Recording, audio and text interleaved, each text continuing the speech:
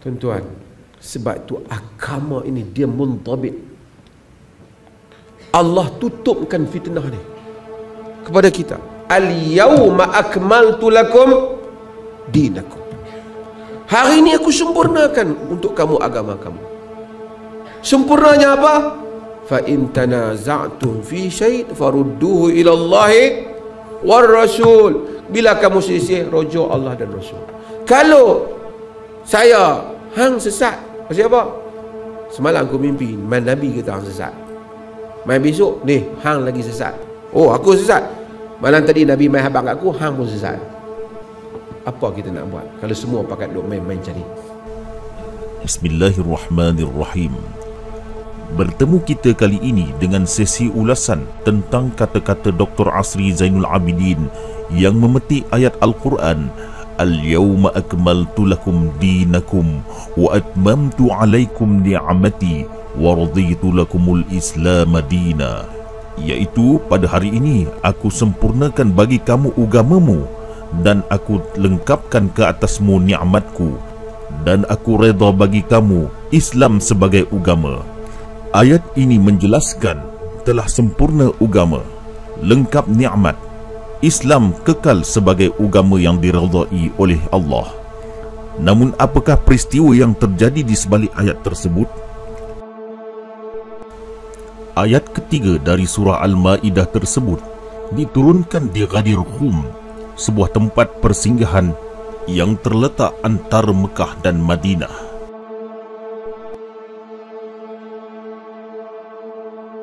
Al-Khatib Al-Baghdadi di dalam kitabnya Tarikh Madinatus Salam jilid ke-9, penerbit Darul Gharbil Islami, cetakan pertama tahun 2001, muka surat 222. Diriwayatkan, man shama yawma thamani asharata min Zilhijjah kutiba lahu siyamu 60 syahran wa huwa yawmu Ghadir Khum lamma akhadha an-nabiy sallallahu alaihi wa alihi wasallam bi yadi Ali bin Abi Talib faqala alastu waliyul mu'minin qalu bala ya Rasulullah. Barang siapa yang berpuasa pada 18 Zulhijjah, nescaya Allah menulis baginya puasa 60 tahun. Itulah hari Ghadir Khum, tatkala Nabi SAW mengangkat tangan Ali dan bersabda, tidakkah aku pemimpin orang beriman? Mereka berkata, bahkan ia wahai Rasulullah. Qala man kuntu maulahu fa aliyun maulah. Faqala Umar bin Al-Khattab, bakhin laka ya ibn Abi Talib, asbahta maulai wa maula kulli muslimin. Fa'anzalallahu al-yawma akmaltu lakum dinakum. Baginda pun bersabda, barang siapa aku adalah pemimpinnya, maka Ali adalah pemimpinnya. Berkatalah Umar Al-Khattab, tahniah wahai putra Abi Talib, engkau menjadi pemimpinku dan pemimpin setiap muslim. Maka Allah menurunkan ayat, hari ini aku sempurnakan bagimu agamamu. Maksud kesempurnaan agama ialah setelah Nabi SAW, dakwah ini diteruskan dengan pemerintahan Ali bin Abi Talib setelah kewafatan baginda. Selalunya para ulama menukilkan ayat kesempurnaan agama ini dengan hadis penabalan Ali sebagai pemimpin di Ghadir Khum.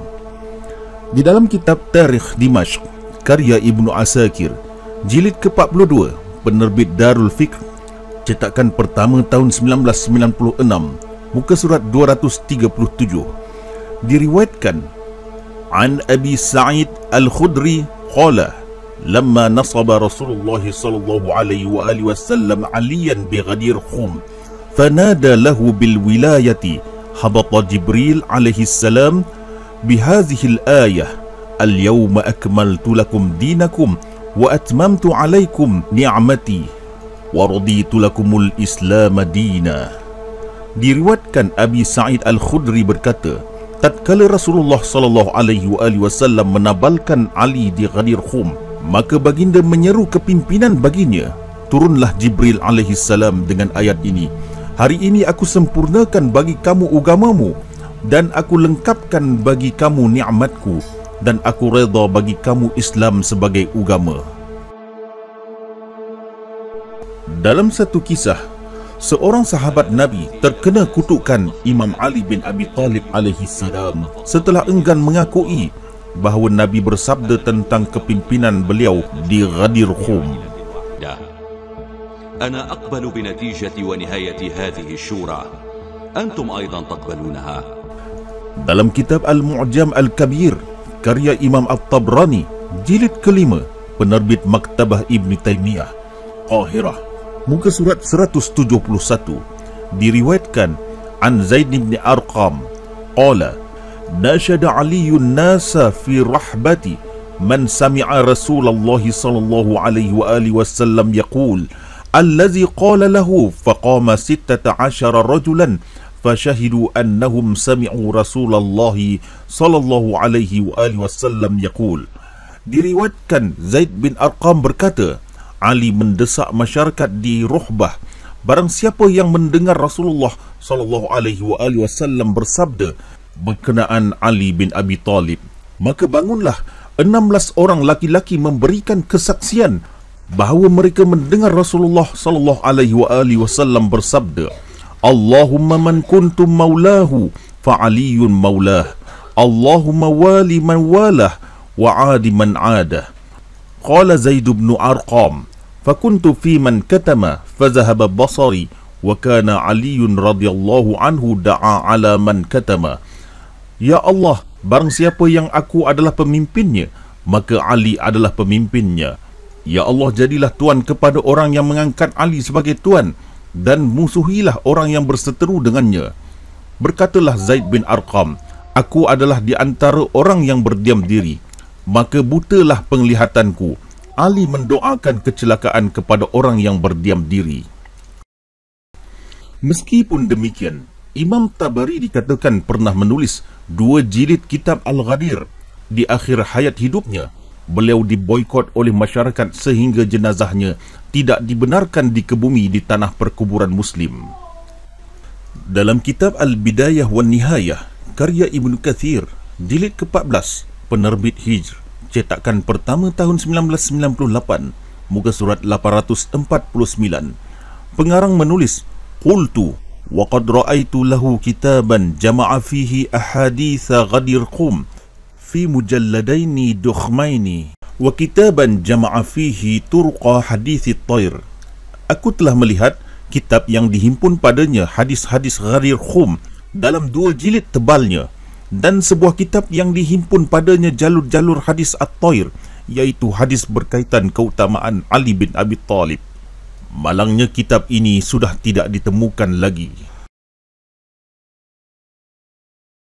Dalam kitab Tazkiratul Huffaz karya Imam Az-Zahabi jilid kedua, penerbit Darul Kutub Al-Almiyah, Beirut, muka surat 713, pengarang menulis, walamma balaghahu anna ibna Abi Dawud takallam fi hadis Ghadir Khum amala kitab al-fadail wa takallam ala tashihil hadis.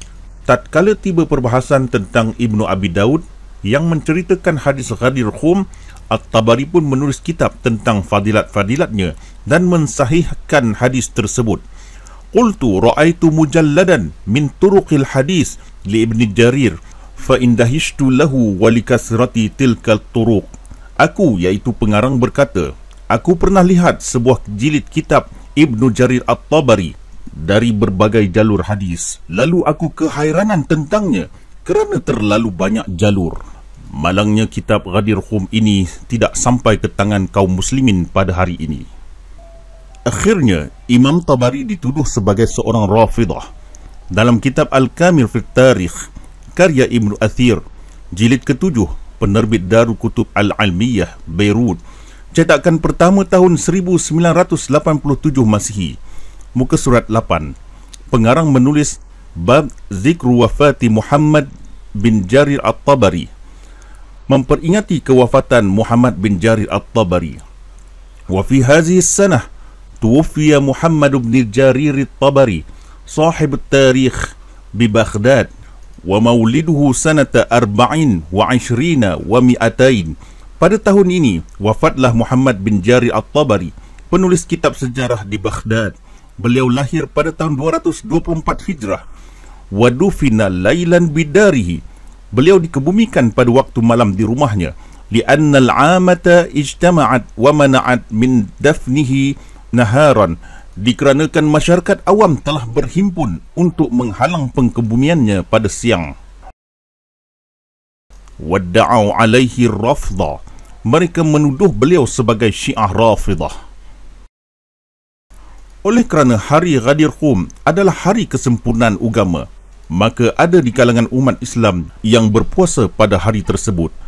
Dalam kitab Al-Mawa'iz wal-I'tibar bi Zikril Khitat wal-Athar, karya Imam Al-Maqrizi, jilid kedua, muka surat 389, pengarang menulis, وقال ابن زلاق وفي يوم 18 من ذي الحجة سنة 62 و300 وهو يوم الغدير تجمع خلق من أهل مصر والمغاربة ومن تبعهم للدعاء لأنه يوم عيد لأن رسول الله صلى الله عليه وآله وسلم أحد إلى أمير المؤمنين علي بن أبي طالب فيه واستخلفه. Ibn Zulaq berkata, pada hari ke-18 Zulhijjah tahun 362 merupakan ulang tahun hari Al-Ghadir bagi masyarakat Mesir dan Maghribi yang mengikuti hari itu untuk berkumpul berdoa kerana ia adalah hari raya di mana Rasulullah SAW melantik Amirul Mukminin Ali bin Abi Talib pada hari tersebut dan menjadikannya sebagai khalifah. Kesimpulannya, ayat ketiga dari surah Al-Ma'idah menunjukkan agama Islam sempurna setelah Nabi menabalkan Ali bin Abi Talib di Ghadir Khum.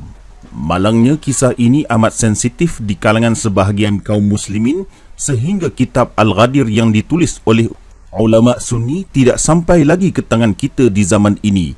Padahal pada satu ketika dahulu umat Islam berpuasa sempena hari Al-Ghadir yang jatuh pada 18 Zulhijjah sekaligus memperingati hari kesempurnaan agama Islam.